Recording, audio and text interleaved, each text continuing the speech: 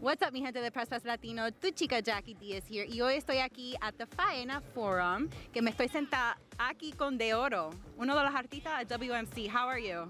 I'm good right here chilling, Miami vibes, you know what I'm saying?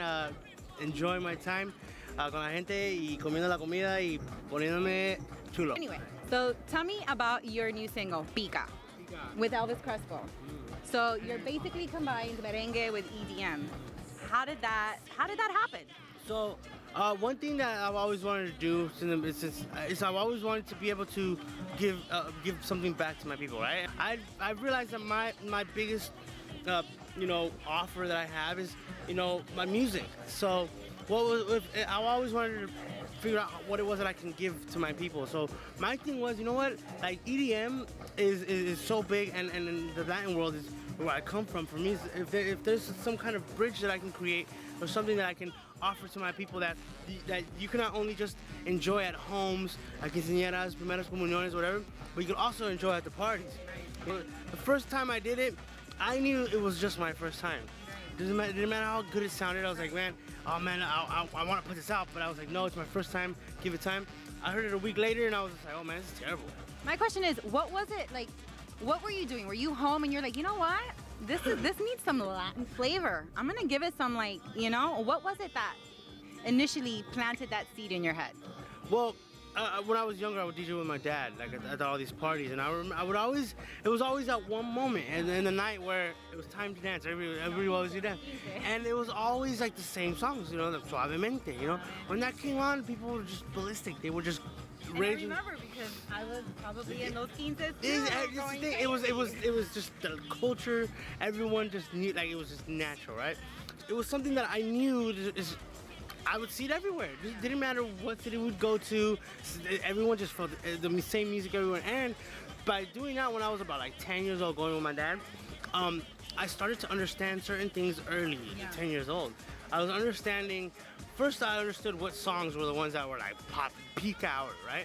And when to play them. Yeah, and then when it was, I got more detail, like more specific, what it was that the people would need to hear to be like, oh, I don't know, like something like with a certain piano, like, or this. And I didn't realize that I was starting to understand the wow factors, the hype elements, right? And for me, understanding that early helped me when I started making my own music, and I was just like, man, what is it? I want to make something that as soon as people hear it, they want to get up. Like, yes, this is my top. Let's go. Yes, so to merge those two worlds together, I always had that idea in mind, but one day I said, you know what?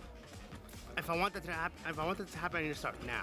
Copy and recreate the songs that I was already listening to, so that I can understand them enough to make my own. You know what I'm saying? Right. It's like you. You had never worked with him before. No.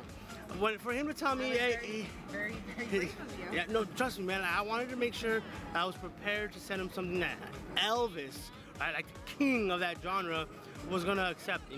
Not only did he accept it, but he told me that composition right there is merengue. Yeah. And I was just like, I was just like, thank you, right? But deep inside, I was having a graduation party. You know what I'm saying? It was massive. Because all the hard work paid off. Now, how has your audience reacted to the songs? Because they're Latin, and EDM and Latin are two completely different genres that you don't hear often quite together.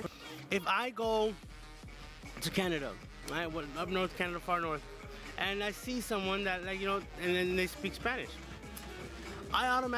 you can already talk to them in such a warming way, where they say like, oh, like, oh, ¿qué quieres, mijo? Like, and it's just like, it's like we're family, like for me, we're all exactly. So when I play my music, it just gives me that same. When I see Mexican banderas, de Argentina, de Ecuador, de Chile, and it's just like, and I know what to do. I can play my music because that is why we gathered here. The cultures, like everyone's representing the cultures, and like. So, will you say your dad was a major role in who influenced your music?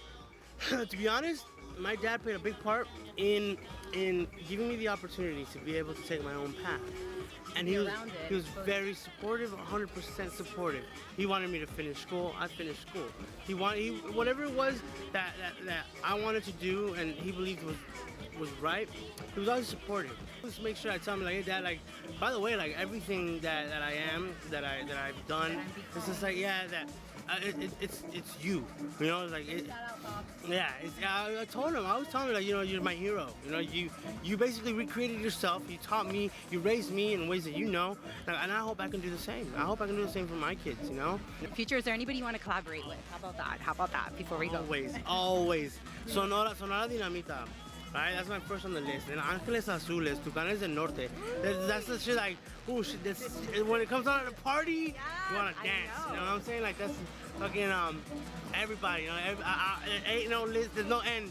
Anybody that's popping. Yeah, exactly. Well, Deorro, thank you so much for sitting here and talking with us. Why don't you give your new fans over at Press Pass Latino a shout out? A shout out, muchas gracias por todo el apoyo. Los quiero mucho. I got more music coming just for you.